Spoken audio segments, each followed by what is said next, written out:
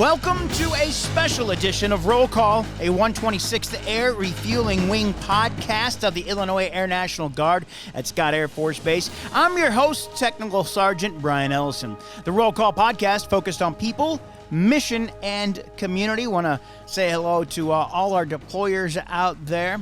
Thanks for listening. Coming up, like I said, a very special edition of the podcast. We're going to be talking with the commander of the Illinois National Guard, Major General Rich Neely. The wing is having a photo contest. We're looking for photos to display in our wing conference room. This room hosts our distinguished visitors, so these photos will get high visibility from our senior leaders like General Neely. Photos will be credited with the photographer's name printed at the bottom and will be displayed throughout 2021. Photos taken anytime throughout 2020 will be given preference. Send your entries to our email, the very long one, 126.arw.pa.mm.org@us.af.mil. Entries must be received by midnight, Saturday, February 20th. Check out our Facebook page for all the details. We're getting some great feedback and some great pictures. So it'll be hard to make those decisions.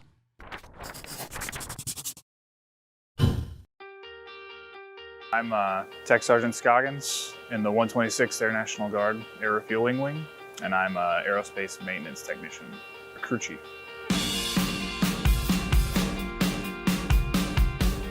So our job entails mostly, on a good day, inspections. We get the jet ready to leave, and then we catch it when it comes back. So we interact with the pilots there, and then if they have any issues, they tell us. We have to do an inspection pre and post flight to find any discrepancies, and if it's something we can fix on the spot, we do. I'm Lieutenant Pippins, AMXS, Aircraft Maintenance, and I am the Aircraft Maintenance Officer. I am a supervisor of all the crew chiefs, so all the men and women that work hard every day out on the line to make sure that the 9 aircraft that we have here at Scott are ready to fly for the pilots. And I just make sure that they have everything that they need so that they can meet that mission every day. One of the biggest benefits from working with the 126 would definitely be traveling.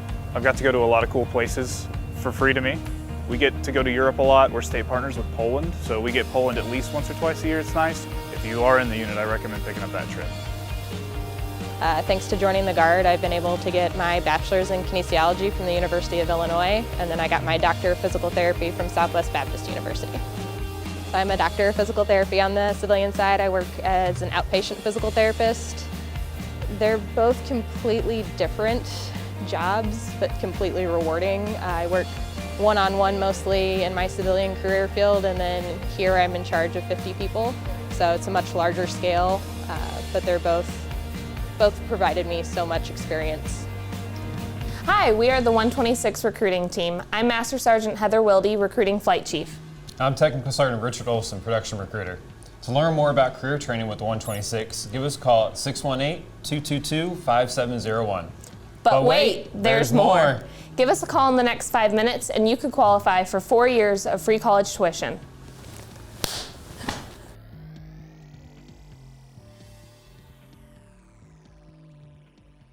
Joining us on Roll Call, the 40th Adjutant General and Commander of the Illinois National Guard, Air Force Major General Rich Neely. General Neely and State Command Sergeant Major Ballou are in the area to see the troops supporting the COVID-19 vaccinations at the Belle Claire Fairgrounds. Thanks again, sir, for making the time. Of course. I know you got a busy schedule today. The Guard has been very busy, the Illinois Air National Guard, over the last year with coronavirus support, civil disturbance, and now vaccination support, and support for the unrest in Washington, D.C. How much more do you see the Illinois National Guard doing? Well, that's a great question, and it has been historic, right? When you look back at the through the history of the National Guard, in modern day history, I cannot find a time when we have been this busy. Not only, as you stated, with the COVID response operation we had last year, whether it was distribution of PPE, whether it was standing up many testing facilities across the state, whether it was support of Cook County and the movement of the very difficult job of moving body bags and remains because the Cook County morgue just couldn't keep up with the number of COVID. Whatever that was, the National Guard was asked to do a lot. And then after the tragic death of George Floyd, we were called out to support civil disturbance. And what I talk about a lot of times when I go around and see the troops, and Sergeant Major, as you said, Command Sergeant Major Blue and I are meeting some of the troops today. We like to do that when we're out moving around the battlefield, so to speak, battlefield circulation, and going out and see the troops. We tend to talk about giving our airmen and our soldiers a perspective of what we're doing. And I always talk about the fact that it's been 102 years since we had a pandemic, right? So most of us haven't been around to see that pandemic, right? And it's been 52 years since the last time the National Guard was called out for civil disturbance. 1968, Chicago Democratic Convention. And when you look at what happened last summer, both of those events happened at the same time. The National Guard was then, because of the incredible response of our soldiers and airmen, the National Guard was then asked to come back to Chicago two other additional times, one for the Breonna Taylor event announcement. There was a concern that there might be other civil disturbance. Thirdly, for the actual election, the general election, and both of those events, everything stayed pretty calm in Chicago. So those responses went well. But now, after the 6th of January, the National Guard, the Illinois National Guard, was already going to have a presence for the inauguration, but we were asked to bring additional capacity for Inauguration Day, and we did that. We had over 300 supporting that event. At the same time, because there was FBI challenges across the country, threats towards different capitals, the governor sought to mobilize 250 soldiers here in the state, guardsmen again, that responded to the state capitol. And then last Friday, we sent back 500 back to D.C. to support security. All this at the same time, we're ramping up 500 MVATs. Right today we have military vaccination teams, MVATs. We have over 500 on duty, soon to have over 1,000 on duty. And the 126 Air Refueling Wing is part of that response. So how much busier are we going to get? I hope not much busier, right? So I really see that we're kind of going to be at a high water mark. The good news is we see light at the end of the tunnel with this what I call modern day miracle with this vaccine. And by getting that out, we're going to get out through this pandemic, I'm hoping early midsummer, and kind of start to return back to normal. What has surprised you most with the tempo of the recent missions and how the troops have reacted to this? Well, I'll tell you, I couldn't be more proud of how our troops reacted.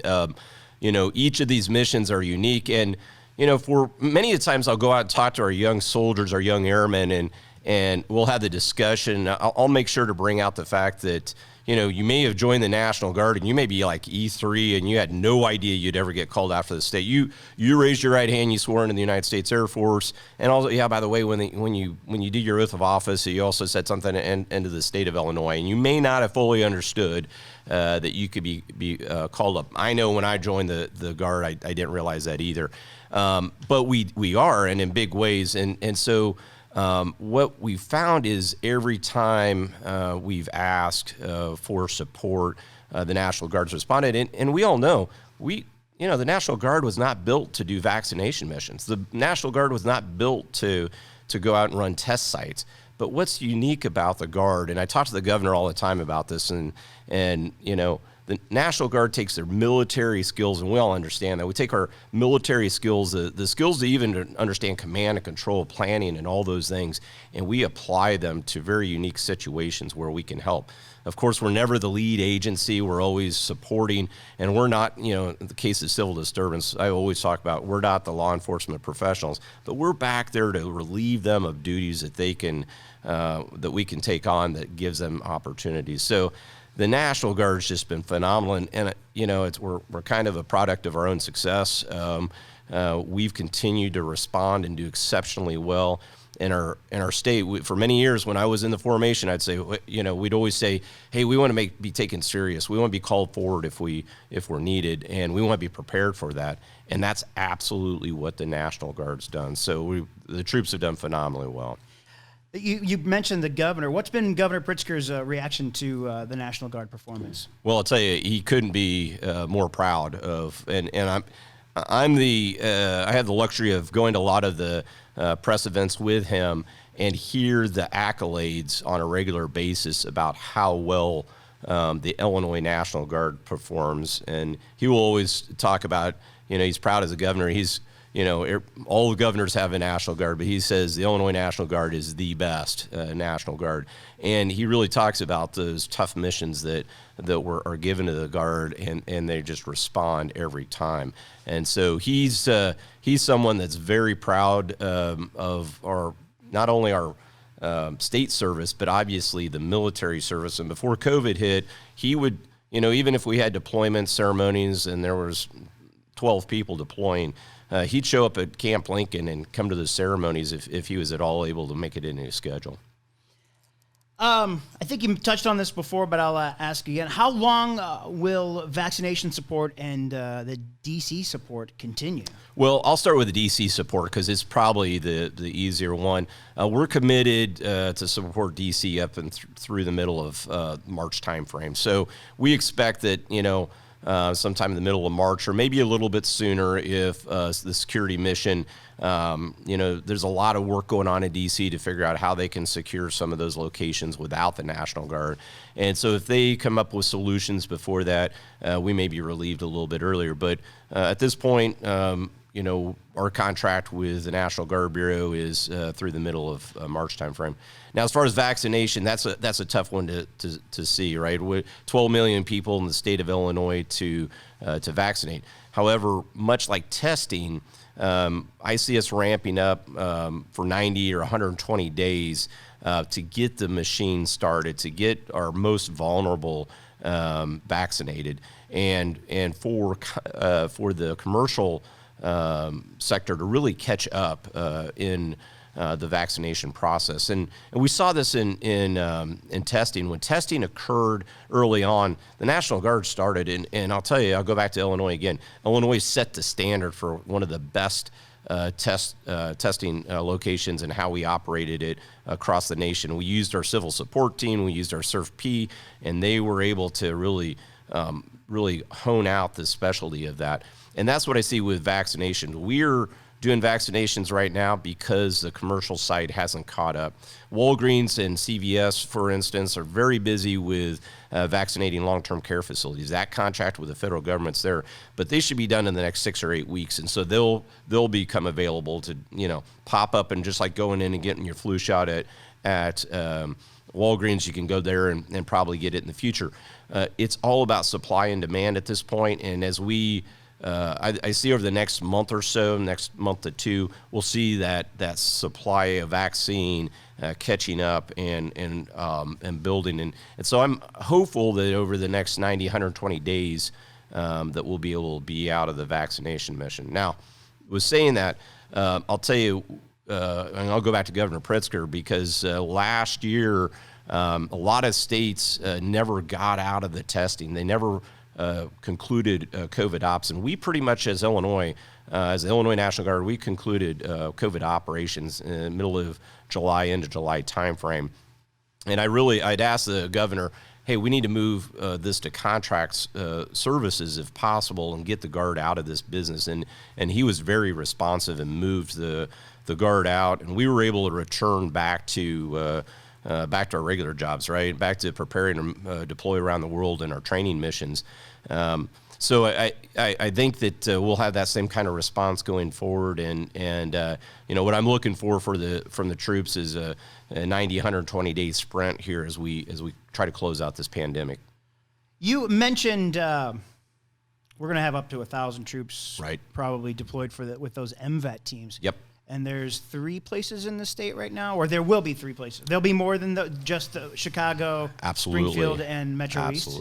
Absolutely, and that's changing every day. And again, when we started this MVAT mission, I received the call on the 4th of January, hey, we need you by the 6th of January. The governor bought off on the plan that we put forward. We started on the 20th of January cranking out the first team, and I asked to start very slow and in one location so that we could, just like testing, build out our best practices, right? And the Guard was great at that with testing last year. We started out with sites with 120 people and later got it down to 65 with technology and that, and we're moving more people through. And so I see the same thing with vaccination. We started out kind of small and we're building up to 1,000. And what we'll see is we'll start to move south out of Cook County. We're doing that today. St. Clair County is opening up their first site earlier this week, opening the second site tomorrow. Sangamon County is opening one up in the next week or two.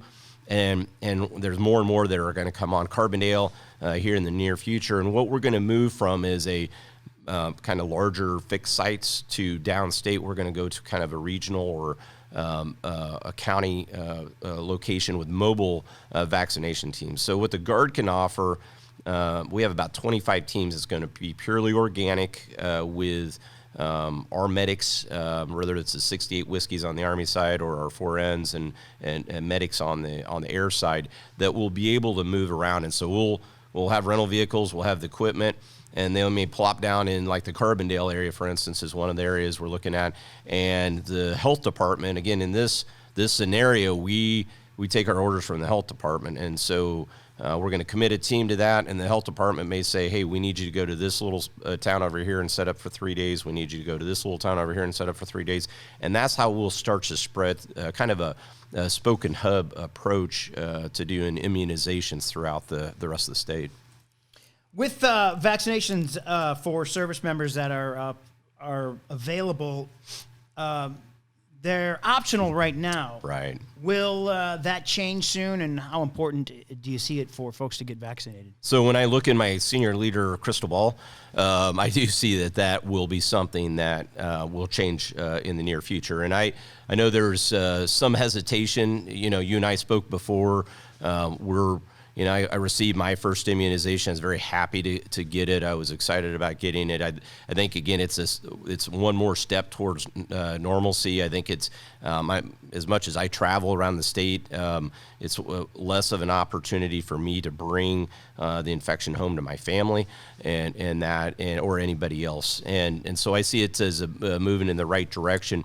And so as over time, I think what we're going to see is, as we move from an emergency use authorization for the military, which is what we're under now and the whole country's under, right? Once we move from emergency use authorization to it's fully certified and approved and considered safe, that then will become, I believe, much like the flu shot, much like some of the other vaccines that are required, hepatitis B, a type of a vaccine that's required to be in the military. Now, that takes a presidential signature to sign off on that. And so I'm the last person to be speaking for the president on what he's going to authorize, but just knowing the threat to the force, how much safety has been put into these particular vaccinations, I think that I could foresee a time in the very near future that it becomes a requirement. When will the military, do you think, have an adequate number of vaccines for everybody in the military, or at least in the Illinois National Guard, that wants one can get one? Yeah, so we're starting to ramp up, and the Illinois National Guard was a little bit, I'll go back to what I said earlier. We had fewer people on COVID response earlier in the year, and so the initial flow of vaccine was much less for us compared to states like Indiana that still had like 2,000 or 3,000 people on COVID response. And so that's how the initial distribution went. What we're seeing now is a significant ramp up in the number of vaccines, whether it's for the public sector or for the private sector. We're starting to see more and more of those vaccines coming to the military. I would imagine that somewhere in the next 30 to 45 days, we'll have enough to really start to reach down in those lower tiers to start to get to all of our soldiers and airmen. What is the Guard doing to ensure that we don't waste any vaccines that we're issued? Well, that's a great question, and it's very appropriate because this last week last Friday I was up at Arlington Heights, one of our locations, and visiting again with the soldiers there at that site. and they were, they're administering to the public at that site, and they're administering the Pfizer, which is a little bit more difficult to measure out and everything. But, innovation of guardsmen, they knew that the local law enforcement needed the vaccine. And so they had the chief on speed dial and said, hey, I've got, 8 vaccine immunizations here if you can get people over. And, next thing you know, 8 squad cars pull up, because the guys were on duty, and they came over and they were grinning from ear to ear to get that vaccination. And so that's what we're trying to do.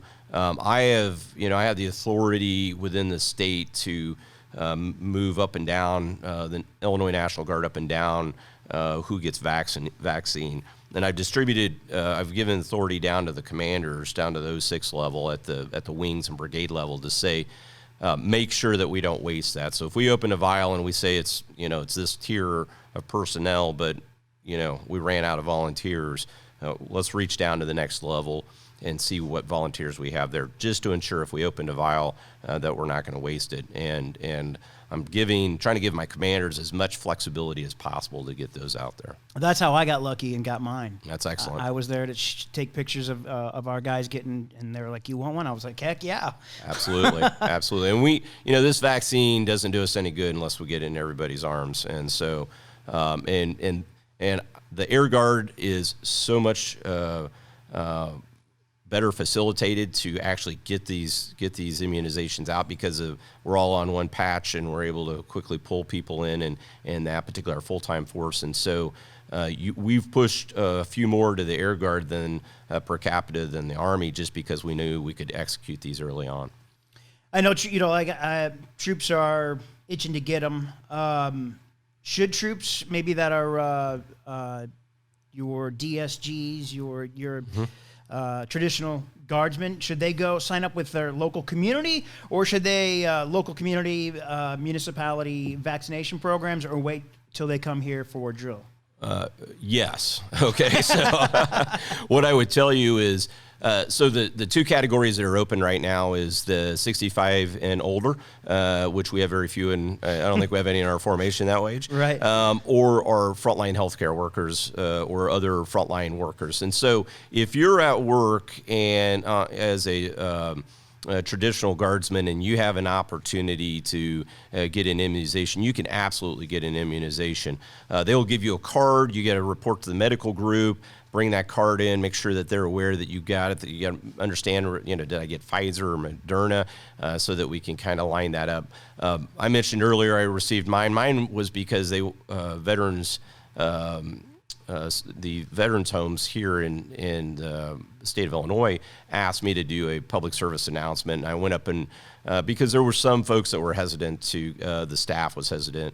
And so I did a public service announcement, went up and got my immunization, and then I brought my card back to the medical group and said, hey, got mine knocked out, and they recorded it. So if people have opportunities and they can get it faster, with their at their full-time job, I highly encourage it. What do you say to those folks? You talked about it. You went to that home that are to the troops that are leery of the vaccine. Right. No, I'm telling you, I've ran into friends in the community. We've had the discussion. Right. And there's a lot of bad information out on social media. Right. It's just, I'll just say it as it is. It's outright wrong information. And so I would tell everybody to do the research and not on Facebook and not on some website. Get out there and look for the real information about this. I did a public service announcement that could try to address a few of those, but more importantly, we had a Facebook Live event a couple weeks ago, and the Public Affairs Office for the state pulled that together with one of our doctors from the Army and a doctor from Dr. Boyd from Colonel Boyd from the 182nd, and they took questions, and it was very informative. Somebody that I thought was pretty, like myself, was pretty well up to speed on it. They really brought on some great questions and were able to answer those. And so I would tell everybody to ask those questions, look for those resources. We're going to have other Facebook Live opportunities, and try to be well informed about it. What we're also seeing is that as more and more of us get the vaccine and don't have any ill side effects. Somebody said the other day that, your buddy didn't grow a tail, right? I can say I didn't grow a tail. Yeah, you didn't grow a tail. So you could advocate that, hey, there was no bad side effects, and and that. And I think the more we see that, more information comes out, I think some of that hesitancy will go away over time. And we just need to continue to talk about it and ask questions and try to get good answers. One of the questions was, well, I'm considering, if I'm pregnant, should I take it? And I thought, well, that's a great question, because if you're pregnant, you get COVID, is your child at more risk, or would you like to take the vaccine and make sure that you don't get COVID and you don't have complications? And that was a great way the doctors walked us through that. How do you see the state's vaccination mission changing? I know you talked about it earlier, but maybe Sure. you could elaborate. How do you see the state's vaccination mission changing over the coming months? Right. So I talked a little bit about it earlier. We started slow with fixed sites, and just to really kind of understand the process, get the software down, and that. As we move forward, we'll be moving to more of a mobile approach that again gets to some of those rural communities. It's obviously easier to get to a population hub in Chicago and sit there and set up and wait for people to walk in the door. What we're seeing is really kind of a transition to that mobile approach, as well as we're going to start standing up teams that will go into the correctional facilities to support that. Those congregate settings, much like long-term healthcare facilities such as nursing homes and that, those are where we had the most challenge with COVID-19. One person gets it and it spreads like wildfire, right? Mm-hmm. And so we're trying to make sure that we can get into those correctional facilities and support. It's tough on the state. One, they're dealing with, those correctional facilities are dealing with their own COVID issues with their employees. Secondly, it's hard to go out and just contract a team to go in. So the Guard brings some resilience into that mission, and so we'll be breaking off some of our teams to do that, and then moving into mobile. Past that, it's hard to see. We're only about 2 or 3 weeks into really standing these up, but it'll continue to mature over time. Will there be a time? I thought I've heard the president say this, and I'm not sure that's exactly true. If I heard it, or I heard it from someplace else. Will there be a time that non-medical airmen and soldiers will be trained to give shots to help speed up vaccinations? Well, the short answer is no. Okay. I was thinking that. I was like, oh man, me giving a shot to somebody? Yeah, I don't know. no. But what we're doing is two things. The big focus here, and we saw this again, I'll refer back to testing because it's the closest example. We really take our medical people who I talk to, they're the special forces, right? They're the frontline fighters in this thing. And, a group that is normally highly support and are usually not, pushing in on the front end, are really appreciating the light being shined on them for that.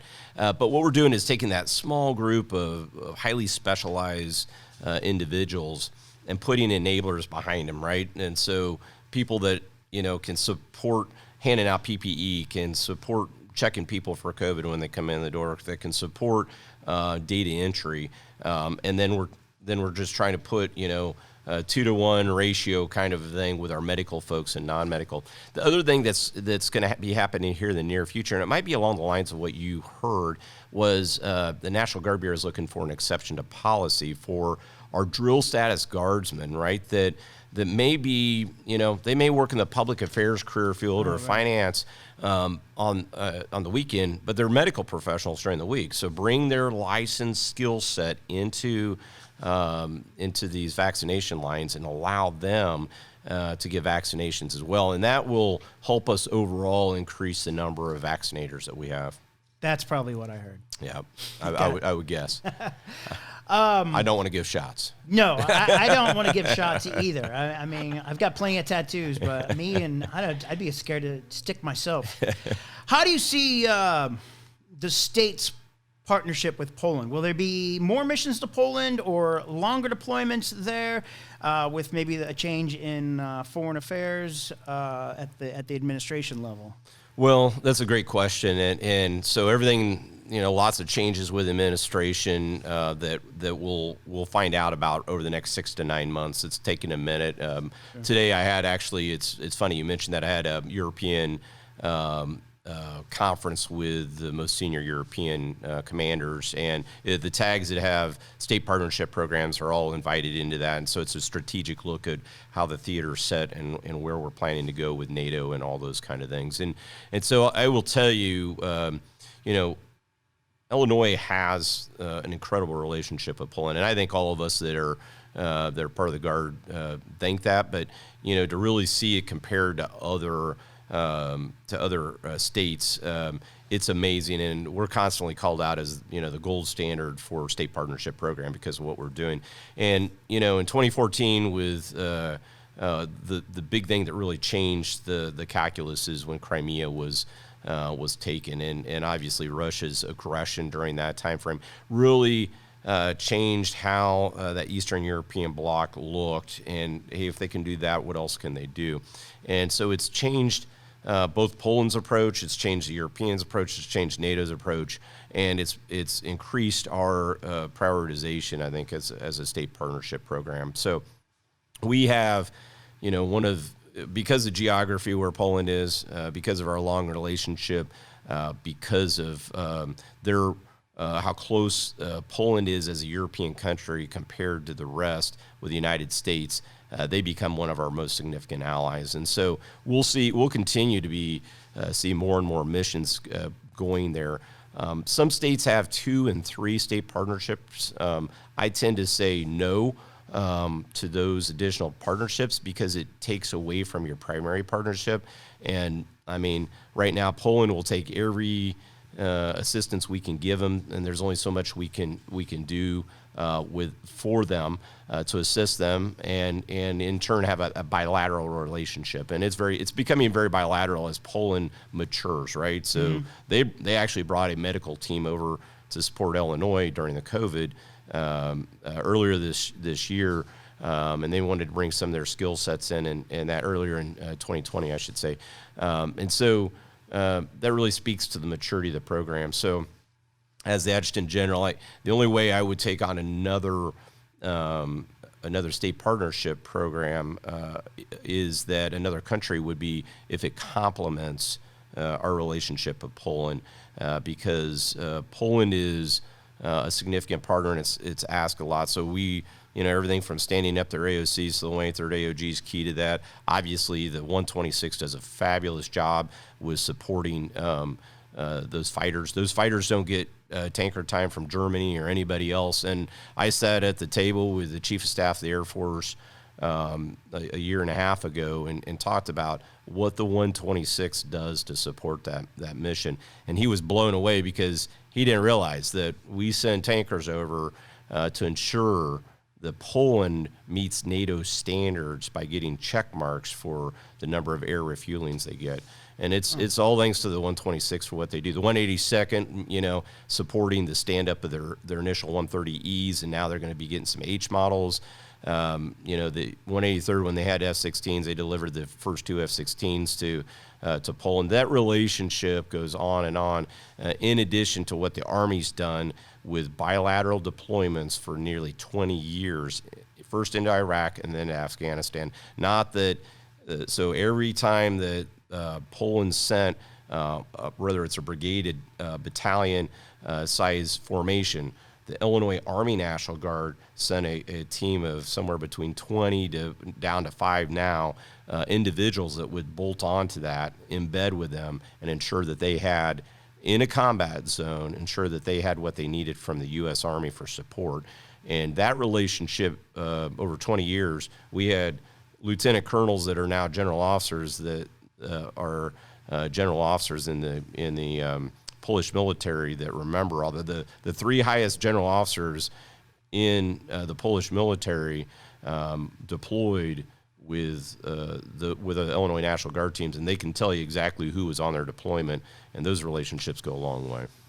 What's been this? We only got 19 minutes left, so this may be too big of a question. What's been the biggest challenge over the past year for you as the Adjutant General of the Illinois National Guard? Yeah, it's an easy question. It's a pandemic, right? So that's it's been a challenge for the entire organization. It's been a challenge for the state, the country, the globe, right? Every day is a new set of rules. Every day, how do we adjust to the new protocols? How do we ensure we're keeping our airmen, our soldiers safe? Whether it's a full-time or part-time force, I hate, telling commanders, you got to send, the whole operations team home because, that's the new standard for the state, but it's the right thing to do. I was here a couple weeks ago. Sergeant Major Blue and I were here a few weeks ago, watched the Nori as that exercise went, and watched it during a COVID environment. Somebody comes up not feeling well, and all of a sudden you have to send the whole team home, right? And so those are challenges for our organization.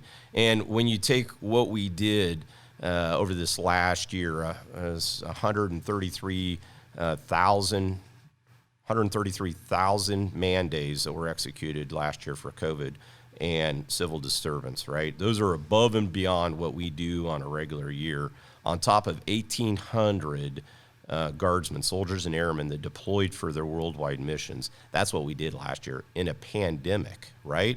Those are extraordinary numbers in a regular year, let alone during a pandemic. And again, couldn't be more proud of the force. So just phenomenal.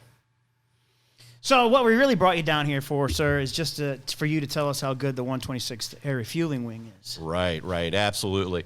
Well, hey, I appreciate this opportunity. As we talked earlier, I think this podcast is, one of the best things we're doing out there when we're trying to figure out different ways to communicate with the force, and we have to look for more than just Facebook post or sending out a magazine from time to time. And so this podcast is great, and I wish I could spend time with my favorite thing to do is to go out and spend time with the units, and Sergeant Major Blue and I really enjoy interacting with the unit. But the 126, what can I say? It's the best it's the best refueling wing in the entire Air Force, and I say that all the time. It makes me very proud to be able to sit at the table and say that, whether it's with the National Guard Adjutant Generals or whether it's with the active duty. And this wing's done a phenomenal job. And I've been around long enough that I remember when the 126 was in Chicago, and I remember when the decision was made to move it to Scott. And there was many that said, "Oh, that's a horrible decision. It's got to move across the state," and that. This organization, once here, has just done a phenomenal job and met every mission. Continues to excel. The active associate is just an incredible organization to have in there. And and then when you get to the maintenance organization and the numbers they put up, I knew you were probably going to ask me if I knew about the maintenance, right? Yeah. Yeah, I might know Colonel Josh Hendricks. I might know him a little bit, right? So our maintenance guys are pretty big deals. They are. They absolutely get at that every day. And that's when I came in as Adjutant General, and General Nizamis and I talked, and both the 182nd and the 126 have phenomenal maintenance. And I said, hey, let's codify that into documents so that I can actually toss that down on the Director of the Air National Guard's desk and talk about it at different areas. And so that's something we do great in the National Guard is we do maintenance well, because we're around the plane, we're around that jet for a long time. We understand, every problem that's with it, and we had fixed because we're going to own it for a long time. And so that's, but the 126 is taking that to the next level, and whether it's the efficiencies of the stands that they put up around it, those are nice. Oh yeah, and the going back to COVID, right? Hey, we're in the middle of a pandemic, but the maintenance team figured out how to work, how to spread out, continue to do maintenance, and turn out jets. So outstanding all the way around. It's a fabulous unit, and I couldn't be more proud of it. What are some of your priorities as Adjutant General? Well, diversity and inclusion coming in day one was one of my priorities. I'm Sergeant Major Blue's here with me. She's the first female senior enlisted leader for the Illinois National Guard, and I thought that was important for a lot of reasons. One, she was the right person, but also to have that communications with others in the organization, and whether it's at each wing or whether it's across the state in the brigades, we really want to understand diversity and inclusion. I think a lot of times we come at it with a particular bias based on how we grew up, where we grew up, and understanding of different cultures and that. I always talk about the military is a great place to understand different cultures, but sometimes we don't go deep enough. And so diversity and inclusion is a priority for me. We're getting at that with the Joint Diversity Executive Committee at the state level. In fact, we'll have our quarterly meeting this coming drill weekend, and that's my opportunity to get each brigade commander, each wing commander on the phone and talk to them about what they're doing about diversity at their level, and it gives them the opportunity to push down into the organization and come up with answers. And for me, I say it all the time, answers aren't solved at Joint Force Headquarters. They're really solved in the field. The opportunities are identified in the field, and that's where we're going to get the smartest priorities there. And how we can get after that. The other things for me is readiness. Gets after the fact that as the National Guard, are we ready? Are we prepared for what's coming at us? And whether it's our warfight mission or our state mission, and again, the exercise that we've went through, which is called operations over the last 12 months, has proven that we've done well and we're well versed. But we need to continue to work on that to make sure that we're prepared. And then future missions and future force structure, modernization. KC-46 is a priority for me, obviously. I'm glad, I tell General Nizamis that all the time, I'm glad we didn't get the first set of KC-46, even though it'd been good to nail it down. But as they work through those problems, I see the KC-46 coming here, C-130Js. Modernization is a big deal. And the same thing on the Army side as they move to a division construct, and how the Army supports the larger warfight effort. Well, any idea on when we might get the KC-46? No idea, right? So I think we're all still waiting to see that. But I'm very encouraged as Boeing figures out the problems with it, as we look at for future MILCON opportunities. We want to make sure the 126 is well set for that. I have no doubt that it'll come. It's just going to take a minute. You have a unique career, sir, as the 40th Adjutant General for the Illinois National Guard and only the second Air Force officer. What has been the key to your success, and what advice would you pass along? Well, it's I never planned to be here, right? So whoever plans a career like this, I actually started out enlisted in the Army, actually in the Army Reserve. I spent 3 years enlisted. No kidding. Yeah, and then as I told all the Army soldiers, I got pulled to the dark side, right? So I came over to the Air National Guard and enlisted, right? And had opportunities. I hadn't planned on becoming full-time, joined the Guard to go to college, hadn't planned to become full-time, but joined the full-time force and then had an opportunity to commission. And my career was, it was everything from logistics to finance. Most of my career has been in cyber operations, communications, and then over to cyber. But really, one of the biggest things for me was when I had the opportunity to really establish some of the first communications for Homeland Security with the GIST sets, as we call them now. They were, back in the day, Illinois had one of the first 10. And it was a challenge for many to operate. And so the 183rd, when I was the commander there at the communications flight, we took on that mission, and we worked very closely with the Army. In fact, the Army's Joint Task Force was all Army, and then we rolled in, and we were the we were the small blue footprint. But what it did for me was understand how the Army operated, worked in that joint environment, and then I went on to do multiple jobs for the Illinois Army National Guard as a full-time technician. And so I was wearing an Air Force uniform, serving as a full-time Army technician, working for the Army National Guard as both the Deputy USPFO and the G6, and ran that, and then the Chief of the Joint Staff, running all domestic operations.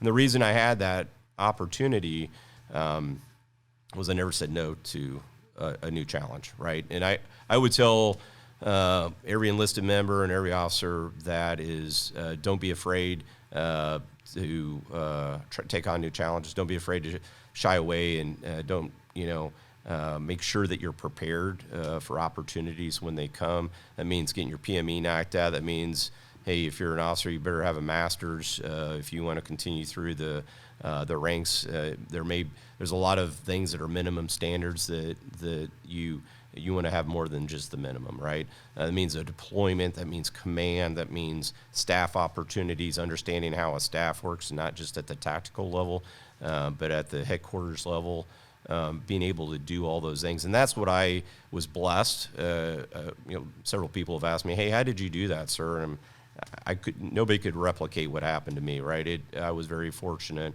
When I left the state, I went to the National Guard Bureau for 5 years and took two very significant positions there. One, the Chief of Current Operations, running domestic ops tracking domestic ops for the entire country as the J33 for the National Guard Bureau, and then moving over to be the Chief Information Officer for the Air National Guard, running part of the A236. I was the sixth part of it, running cyber, communications, tactical comms, and the CIO for the Air National Guard before coming back to Illinois for command. And so I was very blessed to have a lot of opportunities along the way. But it all goes back to being prepared, looking for opportunities, not shying away. If somebody asks you, hey, we need you to change career fields and go over here, that's why I talk about developing our officers. A lot of times in the Air Guard, sometimes we get kind of stuck in a particular job, and it may be 4, 5, 6, 7, 8 years that someone's in one job and they're not developing themselves, they're not having an opportunity to grow. So it's important for us to look at our officers and say the same thing on the enlisted side to go ahead and try to develop them. You must have had some mentors that have followed you, helped you out. Who have those mentors been? Who have they been, and how do mentors help us move out through the ranks? Well, I think it's you can't have one. You have to have an army of them, right? So There's got to be 10 or 15 of them mentors that you have all the way along, and you should always. I talk about mentoring all the time because going back to diversity and inclusion, it's important to have a mentor that may look different than you. It may be important to have a mentor that's ahead of you, right? That's 2 or 3. Jobs ahead of you, that's more senior than you are, to identify, hey, what do you do next? You don't know how to become a chief master sergeant unless somebody sat down with you, as an E6 and said, here are the things that you should do. Same thing with officers, to be a field grade officer, you really, as a company grade, somebody should be mentoring you along the way. Hey, these are the jobs you need. This is the education you need to complete. This is the deployments you should be seeking out. This is the command opportunities that you should be getting after, and that goes all the way up to general officers. You're always nobody hands you a book and says this is how you become a general officer. You have mentors along the way that kind of help and coach you along the way to make sure that you're doing the right things to if you ever have the opportunity to make sure you're prepared for that. So it's important. Who might be a mentor now? I'm assuming you haven't graduated from not having a mentor. I've got many mentors, and there are a lot of them at the national level that are mentors. I have colleagues that have retired out of uniform that I still go back to. Have senior leaders that were 4-star equivalents, worked in the Pentagon that I grab a cup of coffee with, and talk through tough situations to understand, the bigger picture on that. I think that's really important along the way. One last thing. What is your advice to a young officer or airman who wants to achieve, become TAG or state sergeant major or state enlisted advisor? Right. The first thing I would say is don't chase the rank, right? It's people really need to be comfortable with what, with what they are. The rank, I'm honored, and I go back to say that's the 40th Adjutant General for the state of Illinois, right? So when the state of Illinois became a state, the first Adjutant General was named, and so I'm the 40th Adjutant General, and out of all 40 of those, only 2 of them were Air Force officers, right? Wow. So having a joint background, having that understanding, so I'm very blessed to be where I'm at to do that. And it was never something that I thought would actually happen. But what I would tell you is it's, do what you love, right? Do what you love, and the rest will follow. And your satisfaction with your job and what you enjoy, if family's a priority, you may not want to chase after stars because there's some challenges along the way. Do what you love. Prepare yourself for the job. Set a goal, and your goal should always be, a couple jobs past where you really think you should be, right? Mm-hmm. You can see yourself today at this job, but you should look at 2 or 3 jobs ahead and dream big, right? And then have mentors that say, how do I focus in and how do I set priorities if that's what I want to do? And then they scope you through that process and make sure that you're prepared and you're doing all those things to be there. I was just pointing at my boss.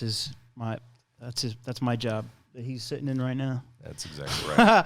Okay, sir. I know you're a busy guy. We'll let you go. That's the 40th Adjutant General and Commander of the Illinois National Guard, Air Force Major General Rich Neely. General Neely and State Command Sergeant Major Ballou are in the area to see troops supporting the COVID-19 vaccinations at the Belle Claire Fairgrounds. Thanks again for joining us. Yeah, it's been a pleasure. Look forward to coming back someday. I appreciate it. Yeah, sounds good. Thank you. I also want to thank Lieutenant Colonel Layton and General Neely's staff for putting this together so fast. They came to me at some point on Tuesday and said, hey, you want to do this on Wednesday? And I was like, yeah, of course. I'll drop whatever I have to do to get General Neely into my schedule. And he had a tight schedule yesterday or on Wednesday. They made sure to fit me into his schedule. I thought we were going to record this at the Belle Claire Fairgrounds because he was down there to see the troops. But General Neely wanted to do it here in our public affairs studio. So thanks again to his staff and General Neely and, of course, Lieutenant Colonel Layton, the public affairs for the state.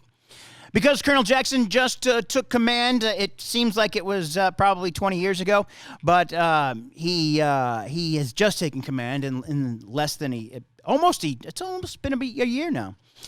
He has to conduct a climate assessment of the wing. He is asking us all to take the climate survey no later than February 21st of 2021. That's during the next drill. So you check your email and you can fill that out. This gives you the opportunity to let the commander know about any work issues that concern you the most.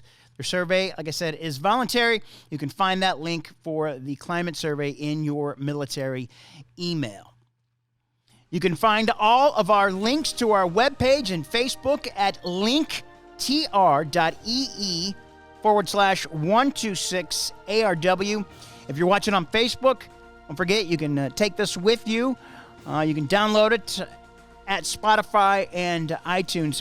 If you want to pass along some information, you can email roll call at 126.arw.pa.mm.org@us.af.mil. Thanks for listening to this special edition of Roll Call, a 126th Air Refueling Wing podcast focused on people, mission, and community. I'm Tech Sergeant Brian Ellison.